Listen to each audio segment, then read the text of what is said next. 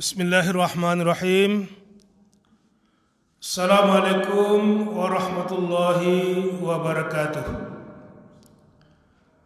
Alhamdulillahillazi arsala rasulahu bil huda wa dinil haq liyuzhirahu 'ala dini kullih walau karihal musyrikun.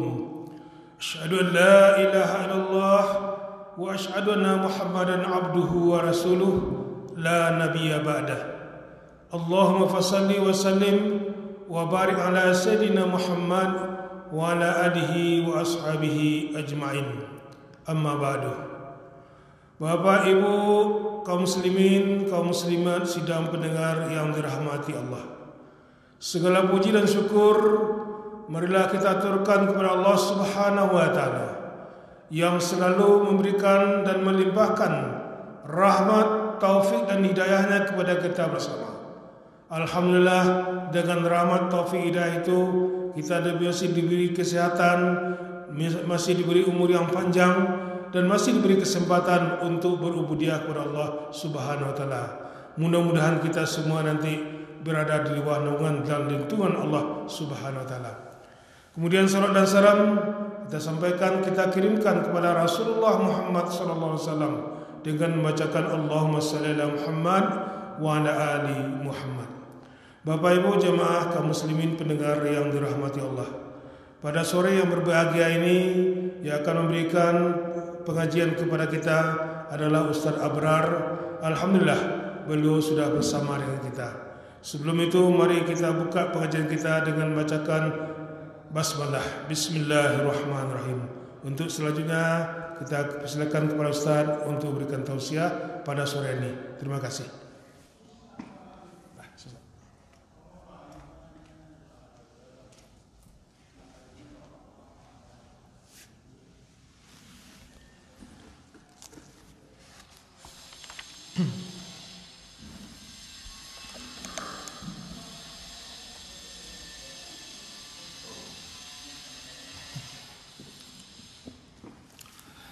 Bismillah.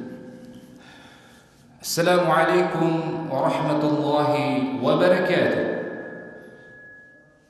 Innal hamdalillah nahmaduhu wa nasta'inuhu wa nastaghfiruhu wa natubu ilayh wa na'udzu billahi min shururi anfusina wa min sayyiati a'malina.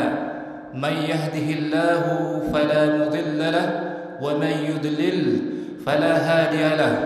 أشهد أن لا إله إلا الله وحده لا شريك له وأشهد أن محمدا عبده ورسوله وسفيه من بين خلقه وخليله وبلغ الرسالة وأدى الأمانة ونصح الأمة وكشف به الغمة وجاهد في الله حق جهاده حتى أتاه اليقين وقد تركنا على محجة البيضاء ليلها كنهارها لا يزيغ عنها بعد إلا هالك. اعلموا أيها الإخوة أعزني الله وإياكم جميعا فإن أصدق الحديث كتاب الله وخير الهدي هدي محمد صلى الله عليه وسلم وشر الأمور محدثاتها فإن كل محدثات في الدين بدعة وكل بدعة ضلالة وكل ضلالة في النار. Bapak, Ibu, jemaah Masjid Tangga 2 yang kami muliakan, para pendengar dimanapun berada, alhamdulillah pada sore hari yang berbahagia ini kita berjumpa lagi dalam acara tausiah sore Ramadan di masjid yang kita cintai ini. Dan juga dalam kesempatan ini kami senantiasa menghimbau kepada kaum muslimin muslimat agar senantiasa berdoa meminta kepada Allah agar Allah berikan kesembuhan kepada kita semua, agar Allah angkat wabah ini dari muka bumi ini sehingga bumi menjadi sebagaimana mestinya seperti dahulu kala. Dan juga kita mintakan doa kepada teman-teman kita, kepada sahabat-sahabat kita yang telah ditimpa oleh musibah ini, semoga Allah sembuhkan mereka. Dan juga kita mintakan kepada Allah untuk para pemimpin kita yang senantiasa berjuang dengan penuh tenaga, meluangkan waktunya untuk kebaikan umat ini. Dan juga kita mohon doa kepada Allah, kita mintakan doa kepada Allah agar tenaga medis, para dokter yang merupakan orang yang di garda terdepan dalam penyembuhan penyakit COVID-19 ini. Dan tentunya kita berdoa kepada Allah Tabaraka wa Ta'ala sebagaimana dengan tuntunan yang telah diajarkan oleh Rasulullah SAW. Salah satunya dari hadis dari Ibnu Majah, Ibnu Hibban, kemudian Imam Tirmizi yang kemudian disahihkan oleh Imam Al-Albani, salasatu la turaddu da'watuhum as-sha'im hatta yuftir wa imamul 'adil thumma da'watul zalim, da'watul mazlum. Yaitu di antara 3 doa yang tidak akan tertolak, di antaranya adalah doanya orang yang sedang berpuasa sampai dia berbuka. Yang kedua adalah doanya pemimpin yang adil. Yang ketiga adalah doa orang yang teraniaya. Bapak Ibu yang kami muliakan, dan tentunya saat sekarang ini kita adalah orang-orang yang berpuasa, dan kita termasuk dari hadis ini. Oleh sebab itu, jangan kita sia-siakan kesempatan ini. Berdoalah kepada Allah dengan penuh keikhlasan, dengan penuh pengharapan. Mintakan kepada Allah agar kita semuanya dijaga oleh Allah Tabaraka wa Ta'ala. Dan baik sangka bahwasanya Allah akan mengijabah doa kita sebagaimana perkata Rasulullah sallallahu alaihi wasallam, "Ud'u Allah wa antum muqinuna bil ijabah wa'lamu anna Allah la yastajibu du'aan min qalbin ghafilin lahin." Dan berdoalah kalian kepada Allah dalam keadaan kalian berbaik sangka bahwasanya doa yang kalian mintakan kepada Allah akan diijabah oleh Allah. Dan ketahuilah bahwasanya Allah tidak akan mengabulkan doa seorang hamba yang berburuk sangka kepada Allah. Untuk itu kaum muslimin, marilah kita berdoa, sempatkan waktu kita berdoa, terutama di saat-saat yang ijabah ini, di saat-saat yang dimuliakan ini. Kaum muslimin, azan ya Allah wa iyyakum jami'an. Dan adapun tema yang akan kita bahas pada sore hari ini insyaallah adalah tentang muraqabatullah, merasa selalu diawasi oleh Allah Tabaraka wa Ta'ala. Bapak Ibu yang kami muliakan, para pendengar dimanapun berada, dan di antara sifat-sifat Allah yang maha sempurna dari segala bentuk kekurangan, bahwasanya Allah adalah Ar-Raqib, Allah maha pengawas. Oleh sebab itu tidak ada yang tampak, tidak ada yang tersembunyi kecuali Allah maha mengetahuinya. Innallaha la yakhfa 'alaihi syai'un fil ardi wala bis sama'. Dan sesungguhnya tidak ada yang tersembunyi dari hadapan Allah, seluruh apa yang ada di langit dan seluruh apa yang ada di bumi. Kaum muslimin, a'azzani Allah wa iyyakum jami'an. Dan tentunya kita sebagai kaum muslimin mukminin yang merupakan salah satu cabang tauhid kita, yaitu tauhid asma wa sifat, wajib bagi kita untuk mengimani sifat asma wa sifat Allah Tabaraka wa Ta'ala. Yang kemudian pengimanan kita bahwasanya Allah adalah Ar-Raqib, Allah maha pengawas. Allah nantinya akan menimbulkan bagi kita suatu amalan hati yang sangat utama pahalanya di sisi Allah Tabaraka wa Ta'ala, yaitu muraqabatullah, selalu merasa diawasi oleh Allah Tabaraka wa Ta'ala. Dan sebagaimana yang dikatakan oleh Ibnu Qayyim rahimahullah ta'ala, bahwasanya muraqabatullah adalah pondasi atau azas dari seluruh ibadah hati. Oleh sebab itu tidak ada amalan hati atau ibadah hati yang lebih utama kecuali dibangun di atas dasar muraqabatullah. Baik itu amalan hati yang mendatangkan ketumakninahan, amalan hati yang mendatangkan ketenangan jiwa, amalan hati yang mendatangkan khusyu'an, kecuali dibangun di atas asas atau pondasi muraqabatullah. Bapak Ibu yang kami muliakan, azani Allah wa iyyakum, Sifat muraqabatullah inilah yang akan menyebabkan seseorang hamba bersungguh-sungguh menjauhi larangan Allah, dan tentunya juga dia akan bersungguh-sungguh untuk mengaplikasikan apa yang telah diperintahkan oleh Allah, karena dia pasti akan merasa bahwasannya Allah akan selalu mengawasinya. Rasulullah SAW bersabda di sebuah hadis yang masyhur,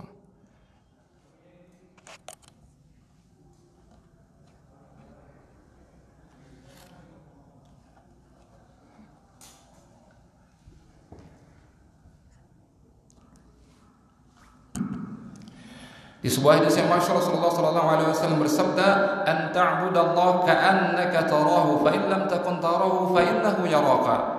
Dan kalian beribadah kepada Allah seakan-akan kalian melihat Allah. Dan seandainya kalian tidak bisa melihat Allah, maka yakinlah bahwasanya Allah akan senantiasa melihat dan mengawasi kalian. Bapak Ibu yang kami muliakan, tentunya ketika kita telah mengaplikasikan muraqabatullah ini dalam kehidupan kita sehari-hari, tentunya kita akan selalu mawas diri, akan selalu beramal dengan penuh keikhlasan. Dan kebanyakan dari kita bisa melakukan ketaatan terkadang hanya di hadapan orang banyak. Namun bagaimana ketika dia berada di kesendiriannya? Apakah ketakwaan, kesolehan, amal ma'ruf yang dia lakukan di hadapan orang banyak telah mencocoki dengan keadaan yang dia lakukan ketika dia lagi bersendirian?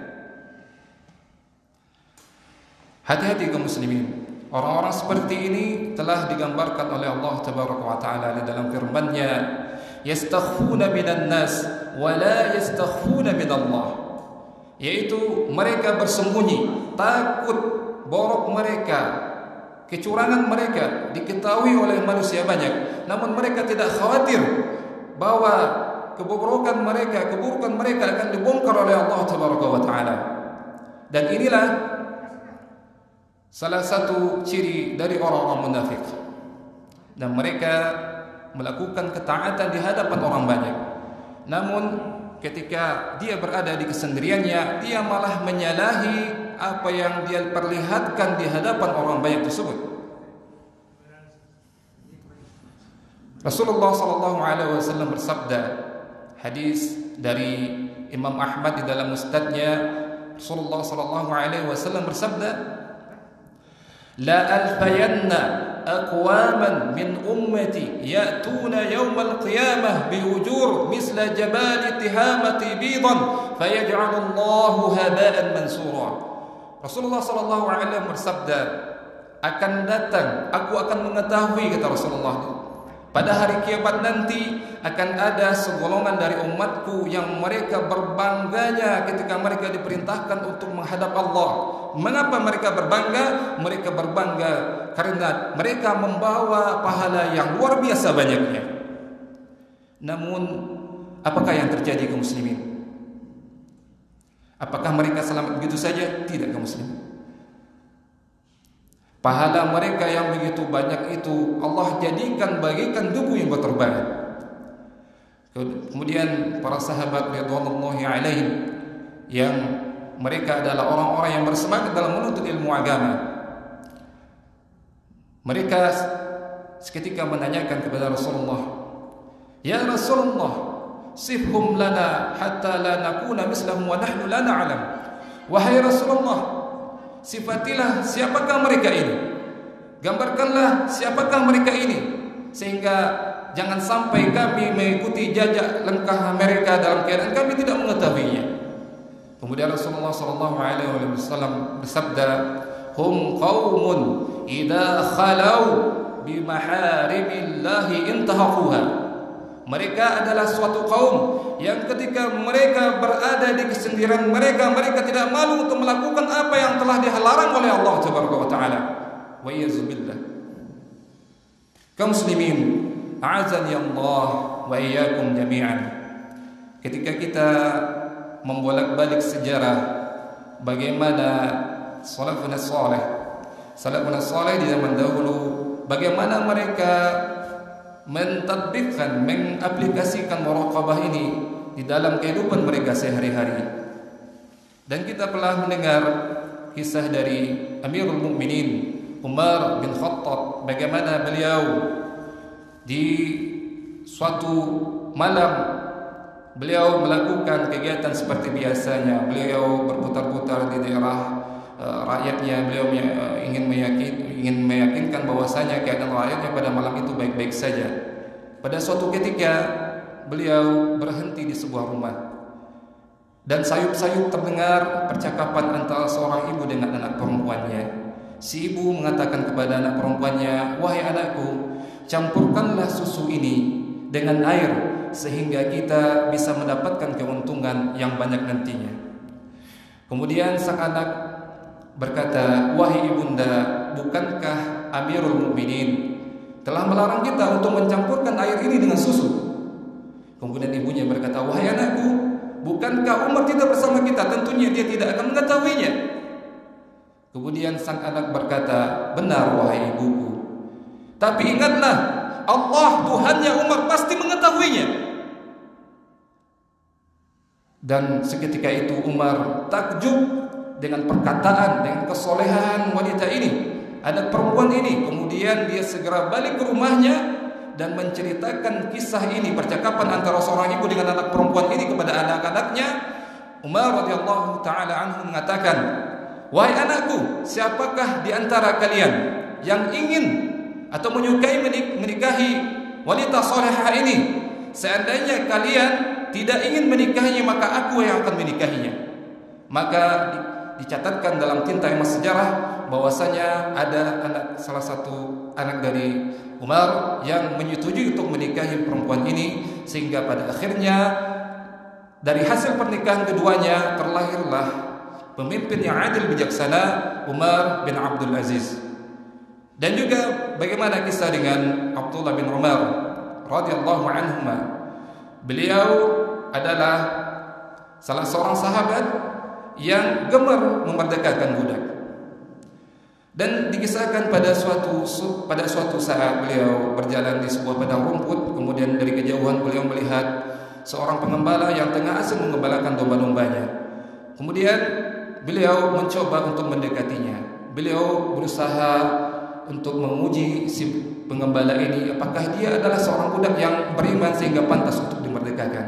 Kemudian Ibnu Umar mengatakan, "Wahai saudaraku, dombamu ini sangat sehat-sehat, aku sangat menginginkannya. Sudikah kiranya engkau menjualnya 1 ekor kepadaku?" Kemudian sang pengembala ini menjawab, "Wahai saudaraku, tuanku melarang aku untuk menjualnya." Kemudian Ibnu Umar mengatakan, "Wahai saudaraku, tentunya majikanmu tidak akan mengetahui ini. Katakan saja 1 ekor dari dombamu ini diterkam oleh serigala, tentu dia tidak akan mengetahuinya." Kemudian pengembala ini mengatakan, "Wahai saudaraku, pasti tuanku tidak akan mengetahui. Tapi ingatlah bahwasanya Allah Tabaraka wa Ta'ala pasti akan mengetahuinya." Mendengar jawaban dari sang pengembala ini, menangislah Ibnu Umar. Dan di kemudian hari si pengembala ini beliau merdekakan. Bapak Ibu yang kami muliakan, juga kisah dari Al-Mubarak. Suatu ketika beliau diperintahkan oleh majikannya untuk mendatangkan hasil kebunnya, yaitu kebun anggur. Kemudian tatkala disajikan kepada tuannya marah. "Wahai Al-Mubarak, kenapa hasil panenan anggurmu tidak bagus, tidak manis, pahit-pahit rasanya? Apa saja kerjamu?" Kemudian Al-Mubarak mengatakan, "Wahai tuanku, ketahuilah, bukankah engkau mengamanahkanku untuk menjaga kebun ini saja, tidak mengamanahkanku untuk mencicipinya? Sehingga sejak pertama kali aku bekerja di kebun ini, tidak satupun anggur yang aku coba." Kemudian mendengar jawaban dari Al-Mubarak ini, berbanggalah tuannya ini. Dan di kemudian hari Al-Mubarak dinikahkan dengan putri sang majikan, sehingga dari hasil pernikahan keduanya terlahirlah seorang ulama yang terkenal, Amirul Mukminin fil Hadis, Abdullah ibn Mubarak rahmatullahi alaih. Bapak Ibu yang kami muliakan, tentunya ketika kita mengaplikasikan muraqabatullah dalam kehidupan kita, muraqabatullah, merasa diri kita diawasi oleh Allah tabaraka wa taala, kita akan mendapatkan kebahagiaan kelak insyaallah. Dan ketahuilah bahwasanya ketika kita tidak mengaplikasikan, tidak merasa bahwasanya Allah akan selalu mengawasi kita, maka takutlah kehidupan kita akan sengsara nantinya. Ketika kita menyembunyikan hal-hal yang khianat dari mata kita, ketahuilah pasti Allah akan mencatatnya. Ketika tangan kita melakukan hal-hal yang diharamkan oleh Allah, maka ketahuilah bahwasanya Allah akan mengawasinya. Ketika kaki kita melangkah kepada hal-hal yang diharamkan dan tidak seorang pun yang mengetahuinya kecuali Allah, yakinlah Allah mengetahuinya. Allah tabaraka wa taala berfirman, "Al-yawma nakhtimu afwahihim wa tukallimuna aydihim wa tashhadu arjuluhum bima kanu yaksibun." Dan di hari itu kami kunci mulut-mulut mereka, dan kami bicarakan tangan-tangan mereka, dan kaki-kaki mereka memberikan kesaksian terhadap apa yang telah mereka lakukan. Bapak Ibu yang kami muliakan, berhati-hatilah ketika kita melakukan hal-hal yang dilarang oleh Allah, maka yakinlah Allah akan selalu mengawasi kita. Oleh karena itu, Ibnu Rajab Al-Hambali di dalam kitab beliau mengatakan, di kitab Jami' Ulum wal Hikam Syarah Arba'in Nawawiyah, beliau mengatakan, wa ghalibu khudusi su'il khatimati bisababi dasisatin khafiyatin la yattali'u 'alaihi an-nas. Seseorang akan jatuh ke dalam su'ul khatimah tatkala dia menyembunyikan hal-hal yang khianat dan tidak seorang pun yang mengetahuinya kecuali Allah.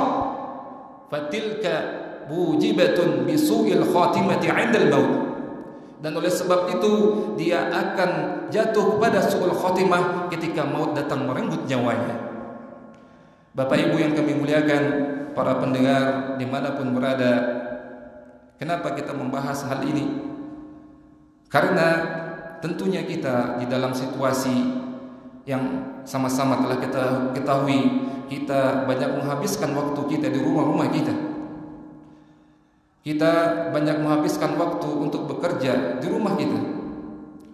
Dan ada suatu benda yang pastinya sangat dekat dengan kita, yang senantiasa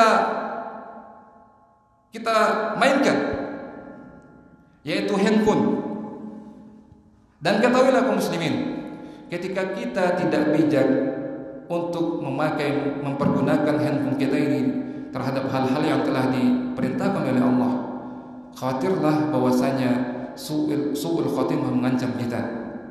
Kita tentunya khawatir virus corona ini akan mengancam nyawa kita, akan merenggut kesehatan kita. Tapi pernahkah kita berpikir bahwasanya virus yang ada di handphone kita ketika kita tidak menggunakannya dalam hal-hal yang penuh kebaikan, apakah kita tidak khawatir kalau virus itu nantinya akan mengancam kita dan ketika itu kita mati dalam keadaan berbuat maksiat? Boleh jadi orang yang kena virus corona itu Allah gugurkan dosa-dosanya melalui penyakitnya itu. Namun apakah seseorang yang mati dalam keadaan su'ul khatimah melakukan dosa, apakah yang akan dia bawa ke hadapan Allah tabaraka wa taala? Mari kita renungkan muslimin. Mudah-mudahan puasa kita, qiyamul lail kita, bacaan Al-Quran kita, semuanya kita lakukan hanya untuk Allah tabaraka wa taala. Yakinlah bahwasanya Allah akan senantiasa mengawasi kita. Jangan sekali-sekali kita melihat kecilnya kemaksiatan yang kita lakukan, tapi yakinlah kepada siapakah kita berbuat maksiat itu. Bapak Ibu yang kami muliakan, mungkin hanya itu yang bisa kami sampaikan. Mudah-mudahan Allah perbaiki diri kita Allah berikan keinginan bagi kita untuk menuntut ilmu agama, sehingga kita mengetahui mana yang baik, mana yang buruk. Kita bisa mengaplikasikan muraqabatullah dalam kehidupan kita. Demikian saja yang bisa kami sampaikan. Subhanakallahumma wa bihamdika asyhadu an la ilaha illa anta astaghfiruka wa atubu ilaik. Assalamualaikum warahmatullahi wabarakatuh.